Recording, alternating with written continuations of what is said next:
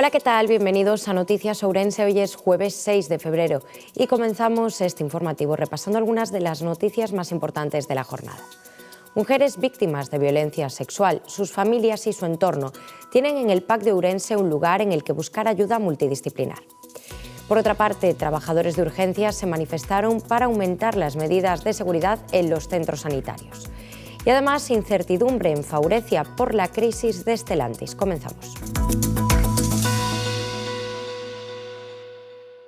O subdelegado do Goberno visitou o Centro de Crise para Víctimas de Violencia Sexual SITO no PAC da Rúa Concello, facendo fincapé na necesidade de darlle a maior divulgación.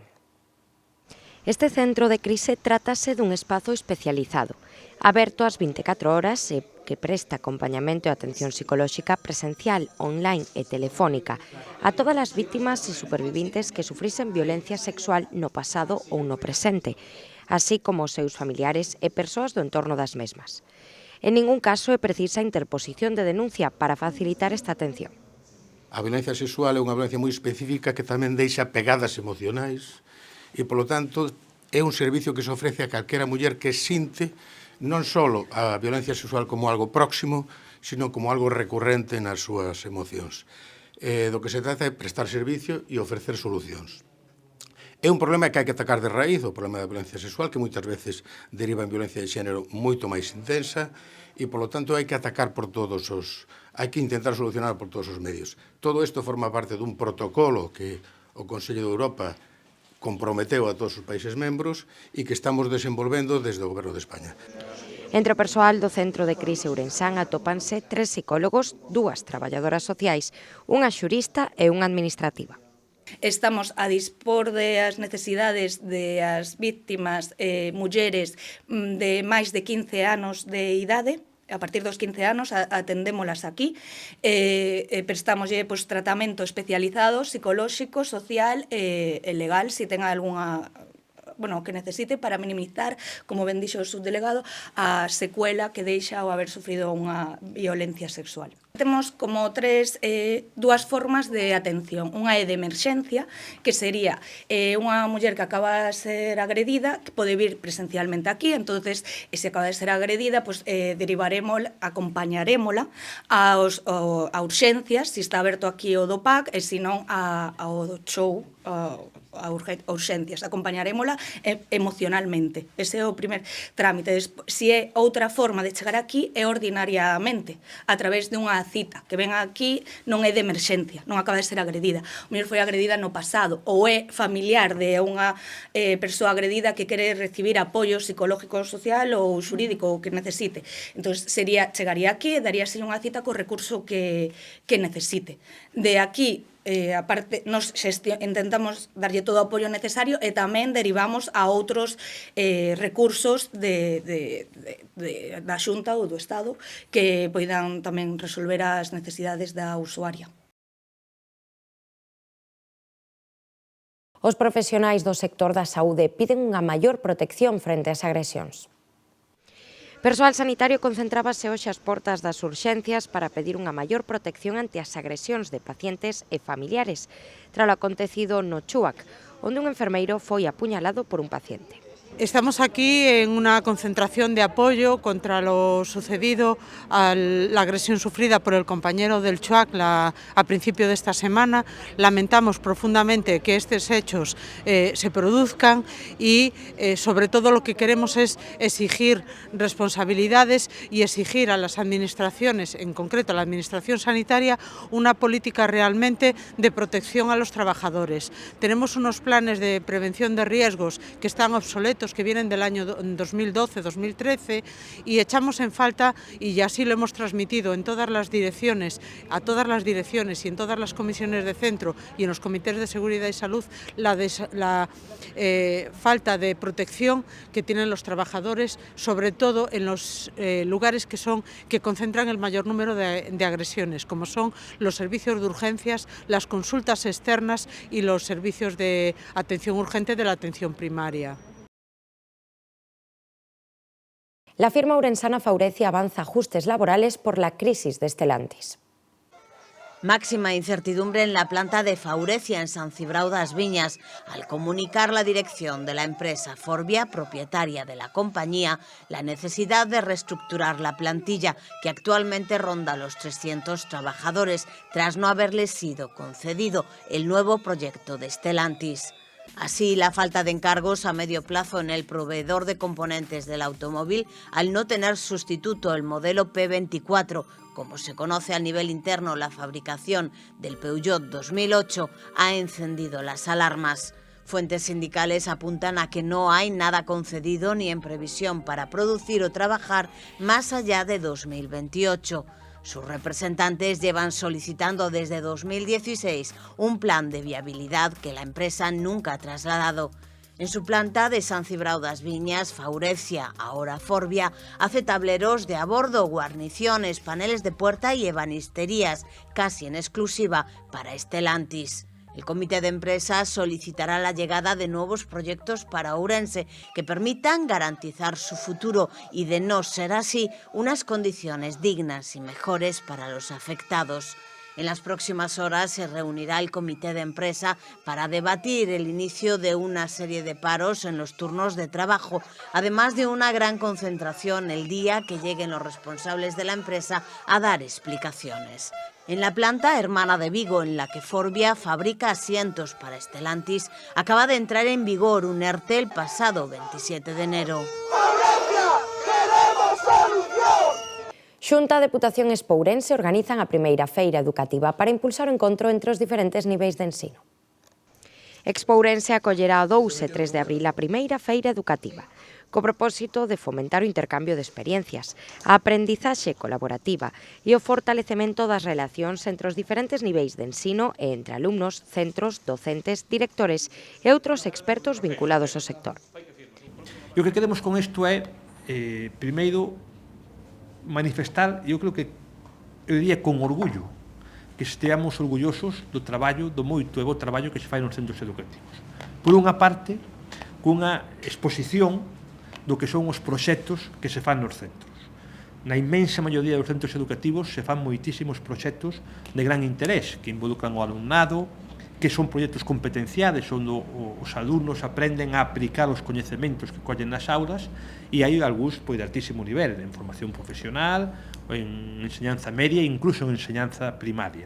Iso é moi importante, enseñar o que se fai, mostrar o que se fai a aquelas persoas que estou seguro van a visitar esta feira.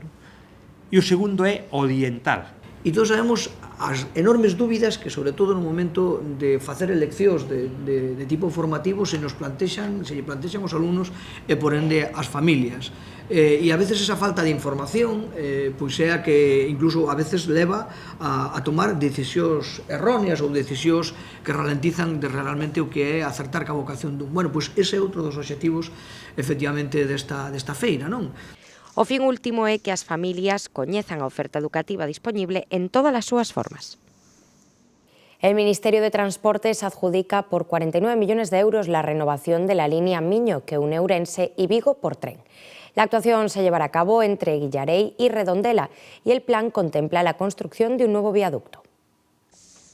El Ministerio de Transportes y Movilidad Sostenible ha adjudicado por 49 millones de euros la renovación integral de infraestructura y vía del tramo de la línea convencional Guillarei-Redondela de 23,5 kilómetros de longitud. Se trata de un tramo de la vía que une Ourense con Vigo por tren.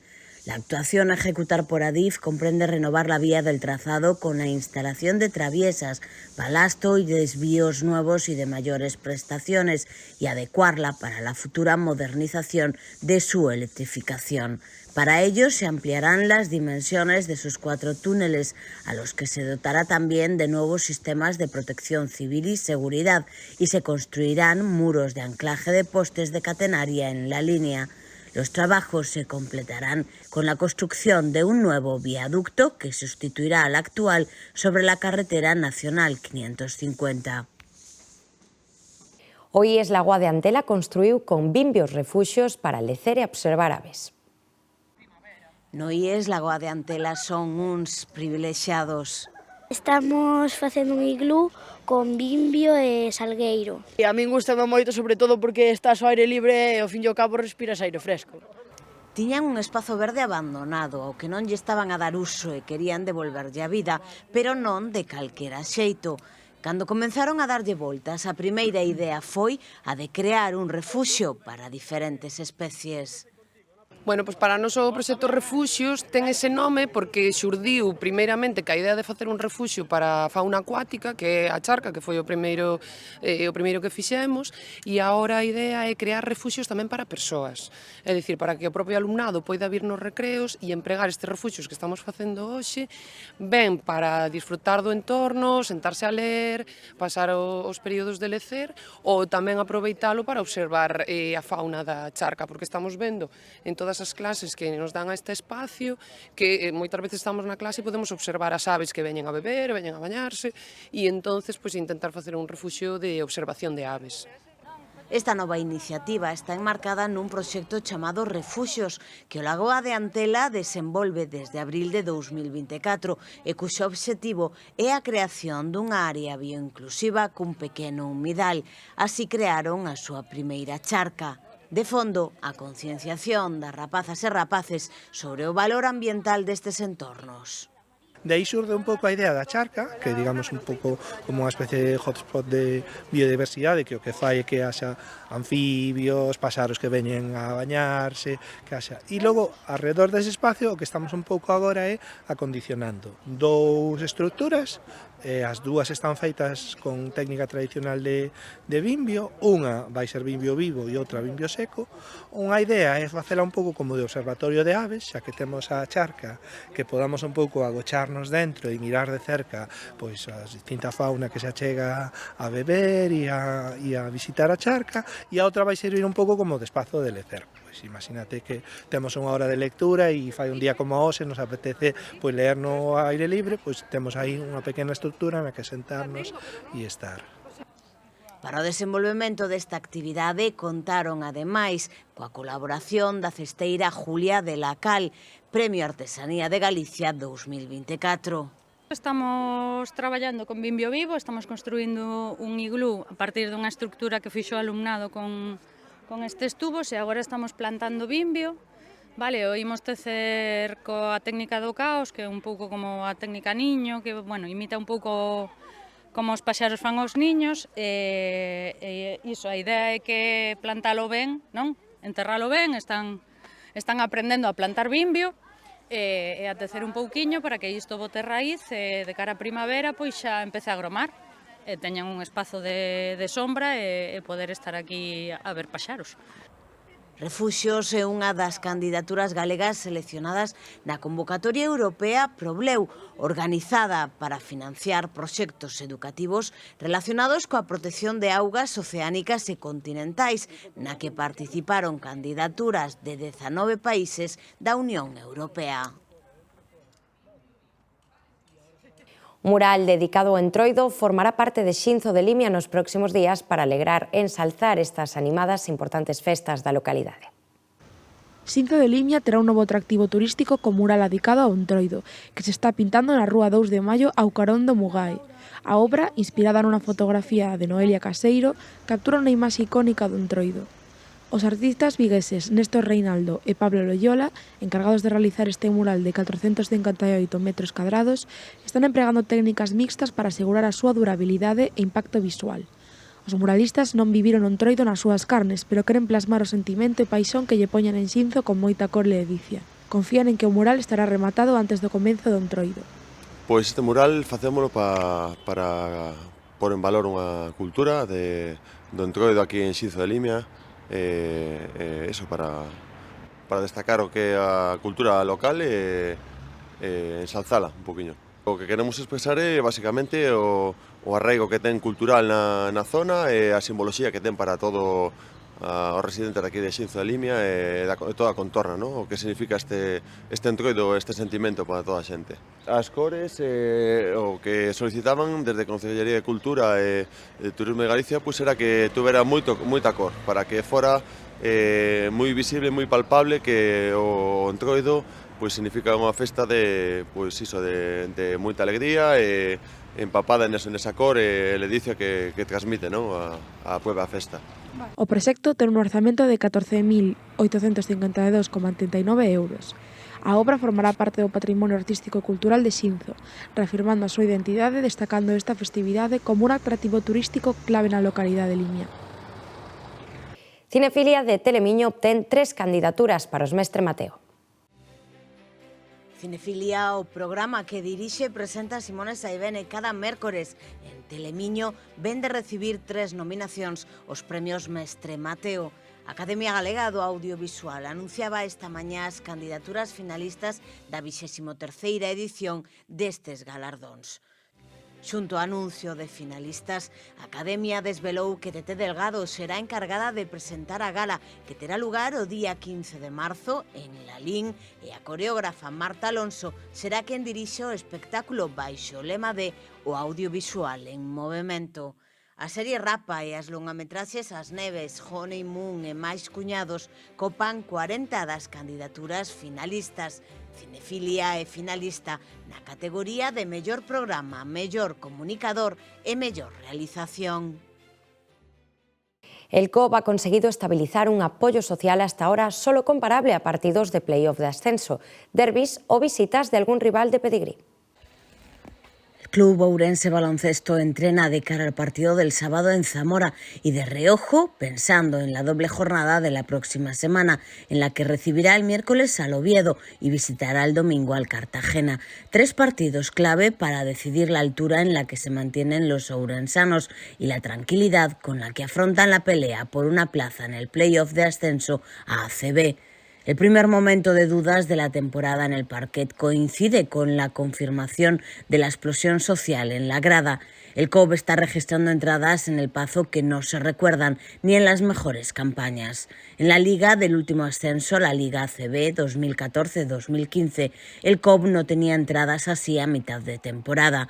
Esa campaña el Pazo acabó explotando en los play-off, pero nunca tuvo el apoyo actual durante el camino hacia ellos. En la última jornada ante el Menorca, el Pazo levantó por primera vez todas las lonas de las gradas. Después de un crecimiento constante desde la primera jornada, el Paco Paz se está estabilizando en entradas que rondan o superan siempre los 4.000 espectadores. Tras el último ascenso desde la LEP Plata e incluso en esa misma campaña, Ourense ha ido recuperando su afición al equipo y al deporte más representativo. Desde la pretemporada, las sensaciones que ha transmitido el COB han sido ilusionantes y, unido a un mensaje ambicioso y a la continuidad del proyecto social, han hecho que la respuesta de la afición sea mayor que ninguna otra temporada.